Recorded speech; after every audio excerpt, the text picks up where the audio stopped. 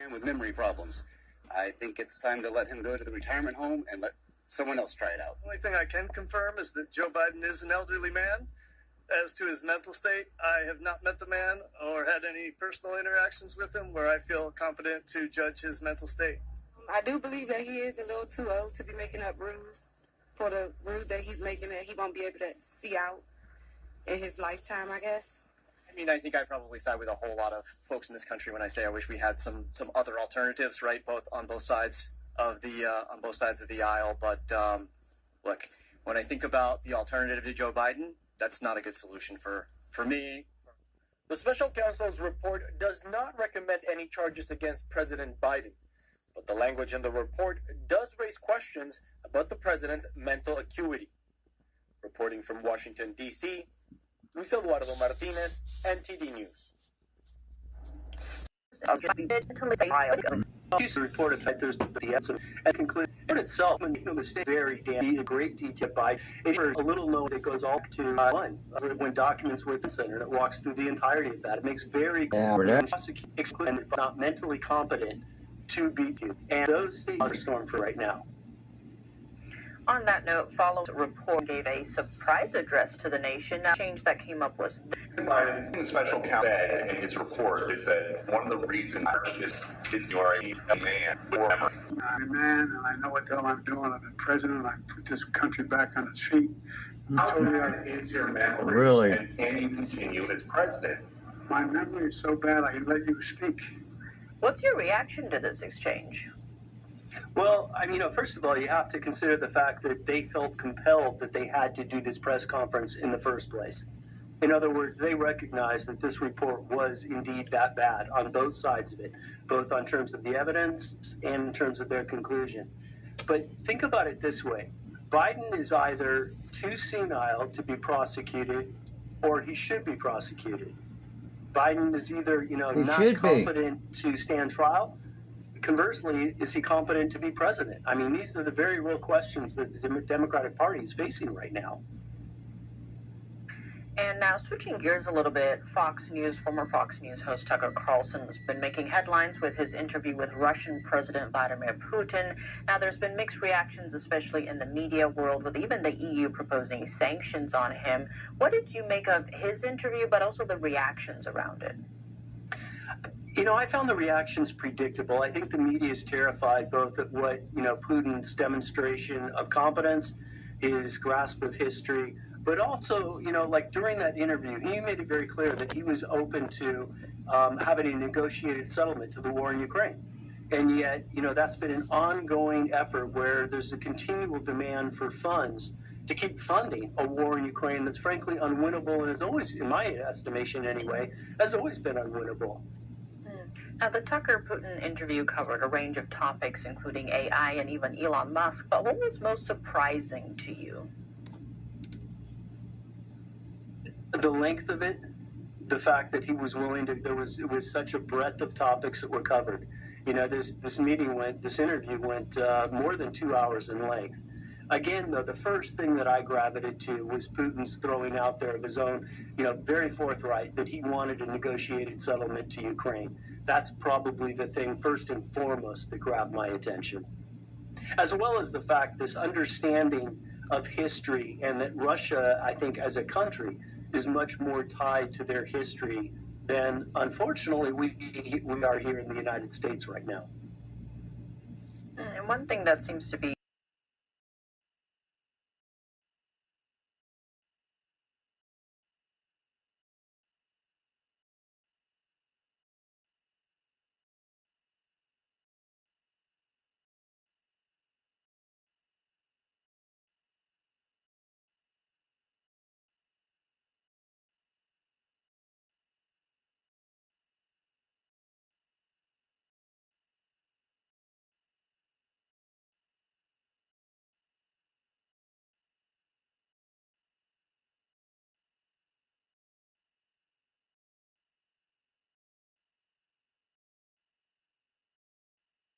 But just this week, Biden mixed up the names of world leaders in his speeches 2 times. Joining us now to discuss the comments about President Biden's memory in the special counsel report, we have A. Scott Bolden. He's a former chair of the D.C. Democratic Party, a former New York Assistant District Attorney, and NTD News contributor. A. Scott Bolden, thank you so much for joining us. Great to be back on the show. Thank you for having me. Now, to begin, what did you make of this report and the DOJ's decision not to charge President Biden? Well, the decision not to charge President Biden was expected. The 350 pages and the gratuitous comments about his age and mental acuity, the fact that he couldn't remember things, I thought was politically gratuitous and really out of line with what an investigative report would include. If you want to say you can't prove the case beyond a reasonable doubt, then you say that, and based on the facts and based on the interviews with not only Biden but others, if they couldn't remember certain details, then you just say that. You don't talk about, well, if we did prosecute him, he'd be sympathetic to a jury. Here's the reason why you know that was politically gratuitous. Because if you were to prosecute President Biden or anyone else as a defendant in a criminal case, he doesn't have to talk to the jury, he doesn't have to take the stand, he doesn't have to say a word. His innocence is presumed under our criminal justice system and Constitution. And so why would you even contemplate how a jury would react to him? I mean, it was just gratuitous and plays into the Republican narrative that he is older, he is mentally unfit and what have you. We know those to be untrue, now, notwithstanding how he comes off in his 80s. Now, on that note, just to expand on your point, the report cites President Biden's, quote, diminished faculties as a reason for not pursuing the trial further. Now, this point seems to have become a focal point from the report. Could this actually hurt President Biden politically? Well, that narrative is out there already. The Republicans have adopted it already. This Republican-appointed former U.S. attorney seems to have adopted it and gratuitously just shared this in his report to cause some political damage or political confirmation of the Republican narrative. I don't think it's going to hurt him any more than it's hurt him already in the polls. The White House reacted quite quickly, so they think it's an issue. But the other cheap shot was allegedly he couldn't remember the day his son died, if you will. It was another political cheap shot and really personally offensive. And so I think in the end, the Democrats are going to support him, Biden, and the Republicans are going to continue to make hay of it. But that narrative of the ageism is out there already. It's been confirmed in this report, but inappropriately confirmed. For the most part, we've seen legacy media shy away from questioning his age. CNN today, their top story was titled, Biden tries to lay to rest age concerns, but may have exacerbated them, referring to last night's press conference. Now, do you think this report could change the conversation or the way the nation talks about this issue? Maybe, but I also think I tell you what it's going to change. It's going to change how Biden and his political team address this issue, how they present him, and whether they can make him more likable. It's one thing to be an angry grandfather. It's another thing to be a jovial grandfather. Happy grandfathers are loved by all, and they can be smart and have wisdom and impart both on the public and who they're presenting to. Very often, Biden comes off a little bit on the harder edge side. Jury's opinions. Big stuff, folks. Of course, we're waiting on some of that. But now, I want to go into kind of the main story of the day that I've been talking about. Something big just happened as well, and you might not have heard about this because I didn't see it getting rounds in the media as much, but a United Nations Foundation that was formed to support global UN initiatives has allegedly been funding Democrat state government offices across the United States. In some cases, they found this United Nations Foundation has been paying the full salaries of some of the U.S. government officials, meaning our own government officials, they're not working on your tax dollars, they're working on money from the United Nations, according to this. Which and the finding is raising concerns about the independence of officials who've been receiving that money, and also to what extent the funding has influenced their policies, especially on climate initiatives, which are one of the big pushes of this foundation. Let me show you. Now, right here, this is from Fox Nation. It says, The United Nations Foundation, a nonprofit foundation in the formed in the 1990s to support global UN initiatives, is quietly fueling climate change policies in top Democratic state government offices nationwide. Fox News Digital has learned. It says the Washington, D.C.-based organization, which was created to work closely with the United Nations, houses the UN Climate Alliance, a coalition of Democrat-led states launched to coordinate environmental policy after former President Donald Trump withdrew from the UN Paris Climate Accords. And notes that as part of the initiative, the United Nations Foundation has wired millions of dollars to state one redacted. Top talking points to be made affirmatively is that the administration asking us is that the administration asking us to remove books, or are they more concerned about search results order, or both? In other words, in this internal email, individuals at Amazon were preparing to meet with White House officials, and they were preparing their talking points, and they were unclear whether the Biden administration was asking them to remove books from being sold at Amazon, or whether the Biden administration was asking Amazon to alter their search results so that books you may want to buy are more difficult to find. Now, that of course raises questions of, well, what were these books, and what was so concerning about them? The White House had to intervene to make sure that the American people would not be exposed to the books that they say were a threat to us. Well, it appears there are some overlapping stories of government censorship around this time that give us some ideas. Here we see another post. It says that Andy Slavitt, the senior Biden White House official, who demanded that Facebook censor a meme and also true information, was the one pressuring Amazon at the same time, suggesting the Biden administration had launched a broader censorship campaign that was pressuring, and in some cases even going a little beyond pressure, it seems, going after Facebook, in this case as well, Amazon, and we see other cases of other businesses, pressuring them to censor things that they just plain old didn't like.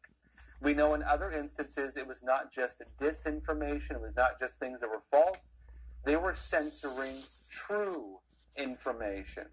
And of course, if it's coming from the government, that means it was political censorship, not a private business doing it.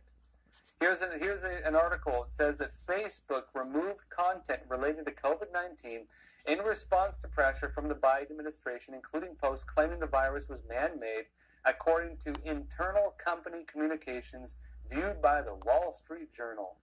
It says the emails show Facebook executives discussing how they managed user posts about the origin of a pandemic that the administration was seeking to control, rather than demoting or labeling claims that COVID is man-made. And I was asked by Nick Clegg, the company president of Global Affairs, in a July 2021 email to colleagues. I personally wonder if they're talking about censoring my own documentary, personally, because as you may remember, at that exact time, around then at least, I had published a documentary investigating the origins of COVID-19. And of course, I showed evidence that it came from the Wuhan Institute of Virology. We showed the documents, we showed the receipts, we even went into the structure of COVID-19, which had been released and then rapidly taken down by the Chinese Communist Party. We went over all of that. We went over all the oddities. And guess what? Facebook censored that. And I am currently wondering, did Facebook censor me under pressure from the Biden administration? The article, that video was going crazily viral up until the time when Facebook censored it.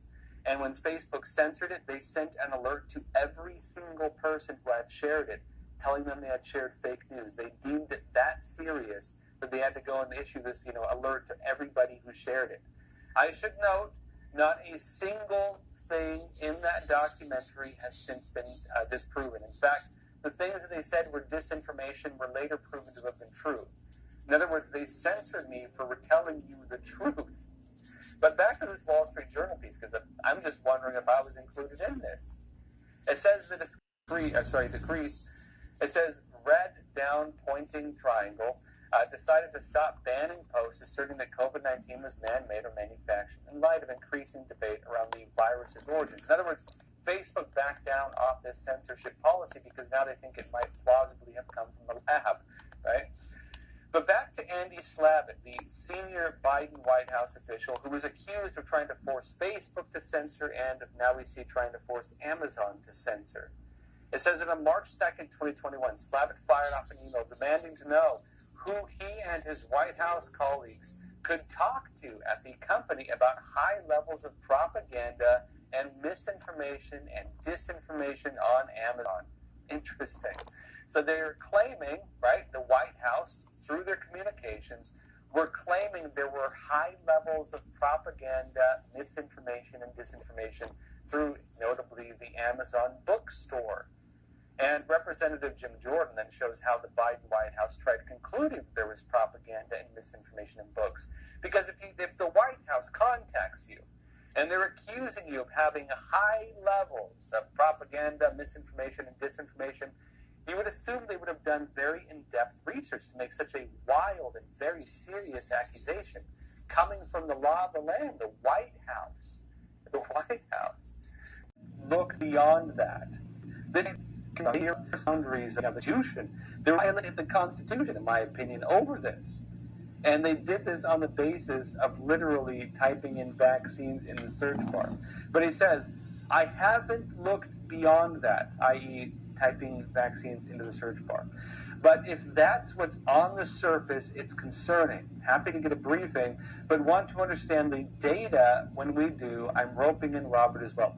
What is the data? The data is the page one search results of Amazon, folks. So look, he says that he searched for vaccines under books. He admits in writing, quote, I haven't looked beyond this. Meaning, the basis of this email and the basis of the Biden administration being willing to possibly violate the U.S. Constitution, forcing, it seems, a business to censor on behalf of the government, did so without any actual investigation into the contents of the books that they were raising issues with, without any kind of verification demonstrating evidence of falsehoods.